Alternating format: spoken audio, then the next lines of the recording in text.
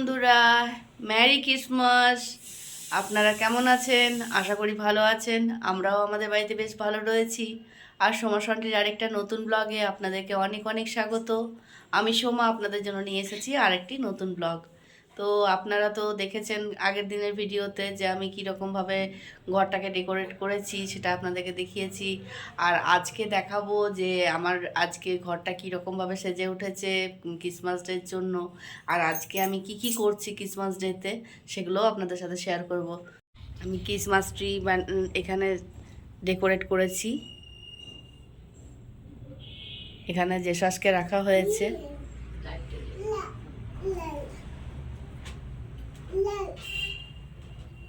বেলুনের ডেকোরেশন হয়েছে। এগুলো সবই মেয়ে করেছে। আমি ভেবেছিলাম কালকের থেকে করা হয়েছে বলে হয়তো বেলুনগুলো থাকবে না, কিন্তু এখনও পর্যন্ত ঠিকই আছে। মা এসেছে, ছেলেকে নিয়ে এখন একটু না সামলালে আমি কাজগুলো করতে পারি না, তার কারণে মা এখন ছেলেকে ধরছে আর মেয়ে এখন বেলুন নিয়ে খেলা করছে। সায়ন, তোমাকে খাবারটা দিয়েছি, খেয়ে নাও খাবারটা। ইচ্ছে করছে না নাও, আমি বুঝতে পারছি, শরীর তো খারাপ, তো ছাড়ো। তোমার আনন্দ ভেতর ভেতর বিশাল হচ্ছে, আমি জানি না। ক্রিসমাস ডে বাবা, তোমার খিদা তিষ্টা সব চলে যায়। ও তো ও কি করছে, এখানে অনেক চকলেট রাখা আছে, গডের কাছে রাখা হয়েছে। তো আমি আর কি গডকে যখন থেকে প্রে করে আসি বা যখন থেকে ক্রিসমাস ডে পালন করি, তখন থেকে আমি কেক আর চকলেটগুলো আমি গডের সামনে নামিয়ে রাখি। আর 25শে ডিসেম্বর বিকেলবেলা মানে সন্ধেবেলা ঠাকুরের একটু নামগান হয়, তারপরে কিন্তু এই প্রসাদ হিসেবে সার্ভ করা হয়। কিন্তু সেই জিনিসটা এই বছর আর হলো না, সেটা ভঙ্গ হলো শুধুমাত্র আমার ছেলের জন্য। ও যখন যাচ্ছে পারছে একটা করে চকলেট নিচ্ছে আর নিয়ে গপ গপ করে খেতে থাকছে। দেখছেন, এখনো পর্যন্ত মুখ চলছে চকলেটে, এত চকলেট খাচ্ছে।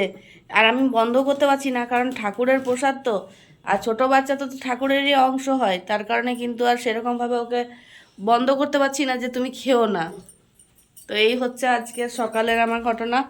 আর মা এসেছিল বলে আমি একটু মাকে দিয়ে রুর ময়দাটা মাখা করালাম। ময়দা মাখা হয়ে গেছে। আসল ব্যাপার, ভাবলাম আজকে একটু রুর ময়দার রাধা বল্লভী বানাবো।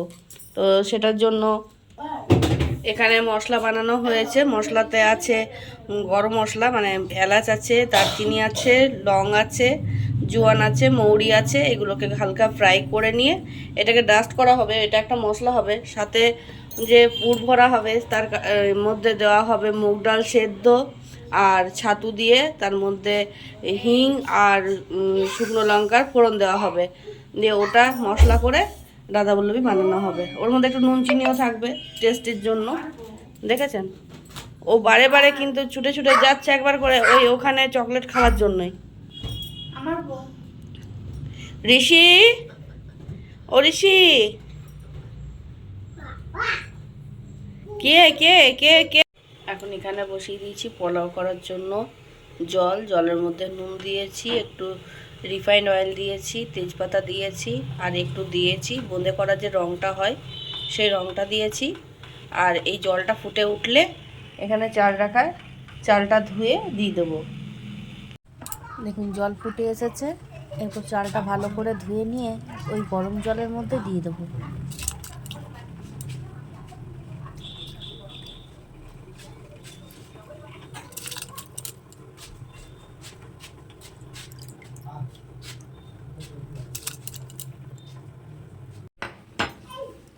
ছেলেটা দুধটা বানিয়ে নিয়ে ওকে খাইয়ে দিই। ঘুম থেকে উঠেছে, ঘুম থেকে ওঠার থেকে দুষ্টুমি পড়েই যাচ্ছে। এখনো পর্যন্ত সেরকমভাবে কিছু খাইনি। তো ভাবলাম একটু ছেলেটাকে দুধটাকে করে খাইয়ে দিই।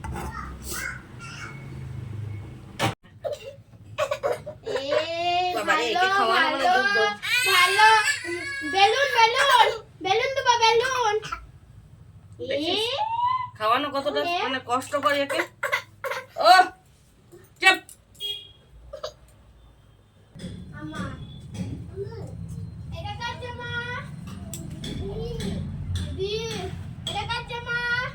আয় খাবি, আয় আমার সাথে। এই যে চা নিয়ে বসে গেছি, রোদ্রে এলাম চা খেতে। হ্যাঁ বসো।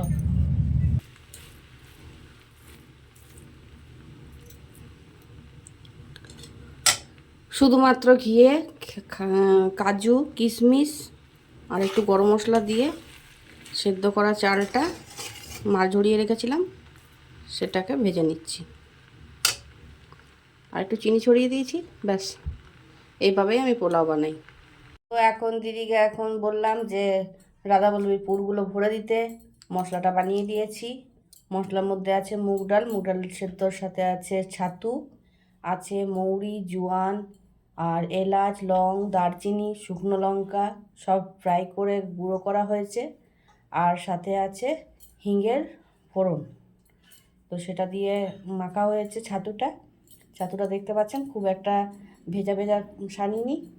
এখন ওটা এবার পুর ভরা হবে। ঠিক আছে, ঠিক আছে সাইজ কোথা থাক আমি একটু এটা করে আসি কাজ। দিদি যতক্ষণে পুরগুলো ভরে রাখছে রাধাবল্লভীর, ততক্ষণে আমি বাকি কাজগুলো করে নিই। অনেকগুলো বাসন জড়ো হয়েছে, সেই বাসনগুলো ধোবো আর স্নানটাও সেরে নেবো। তো চলুন দিদি পুরগুলো ভরতে থাক। দিদি রাধাবল্লভীগুলো মানে বেলে দিল, আর আমি এখন এবার রাধাবল্লভীগুলো ভেজে নেব।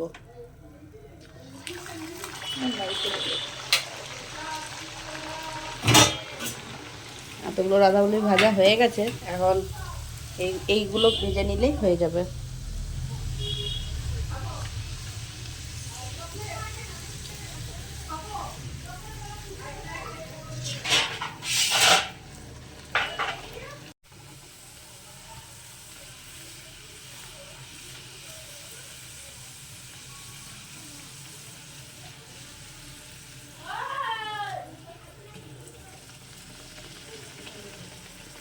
প্রত্যেকটা রাধাবল্লভী এত সুন্দরভাবে ফুলেছে, এত সুন্দর লাগছে দেখতে যে কি বলবো।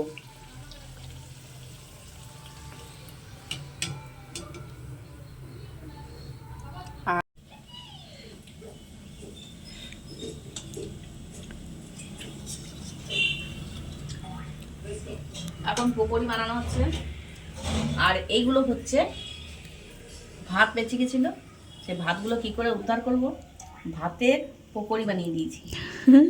সবকে খাওয়াবো ভাত, যে ভাতগুলো বেঁচে গেছিলো।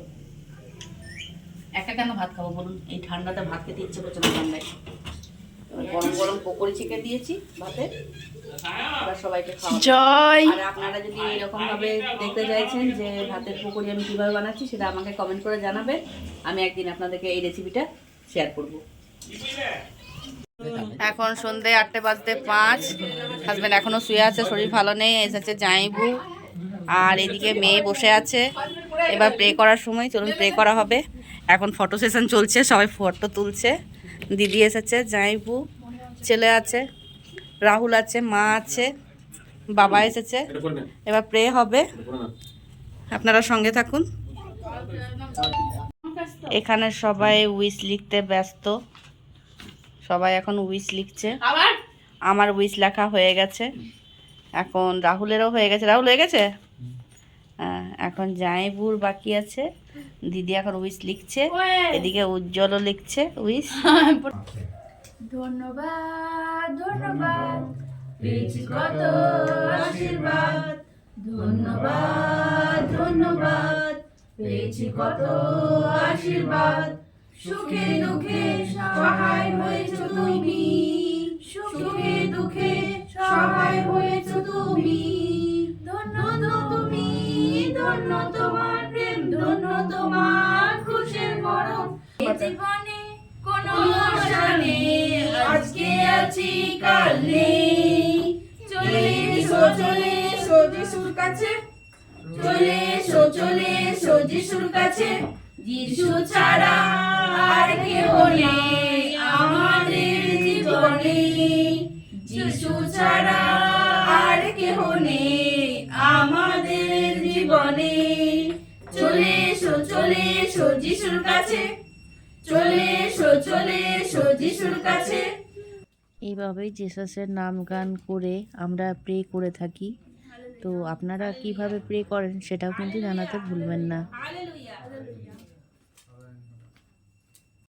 Happy birthday Jishu, happy birthday Jishu, happy birthday Jishu, happy birthday Jishu, to you বলো তবে happy birthday to you, happy birthday to you, happy birthday Jishu, happy birthday Jishu. বাড়িতে রেখে দিই।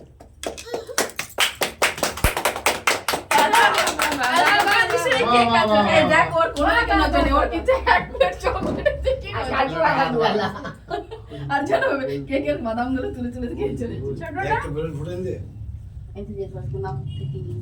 ঠিক আছে, চলো প্রসাদ হয়ে গেছে।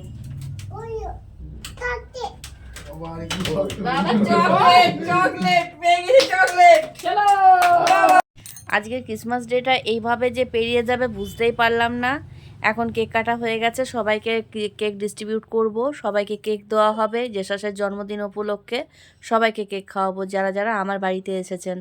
তো এখন কেক খাওয়ানো হচ্ছে, আর এরপর জেসাসের কাছ থেকে অনেক অনেক আশীর্বাদ কুড়িয়ে নেব। ওনার পরশ তো আগেই পেয়েছি, এখনও আশা করি ওনার হাত আমাদের মাথায় থাকবে। আর আপনারা তো অনেক অনেক ভালোবাসা দিচ্ছেন, তার জন্য অসংখ্য ধন্যবাদ।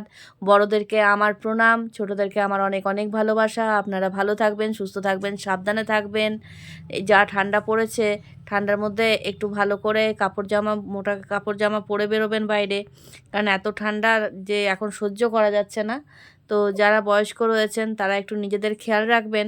আর ছোটোদেরও বলছি, যারা বাড়ির বাইরে বেরোচ্ছ কোনো রকম স্টাইল করার জন্য কোনো সোয়েটার পরছো না, তাদেরকেও বলবো যে একটু সোয়েটার পরে বেরিও। যাই হোক বন্ধুরা, আজকের মতো ব্লগটা আমি এখানেই শেষ করছি। দেখা হবে পরবর্তী আরেকটা নতুন ব্লগের সঙ্গে। ততক্ষণের জন্য টাটা।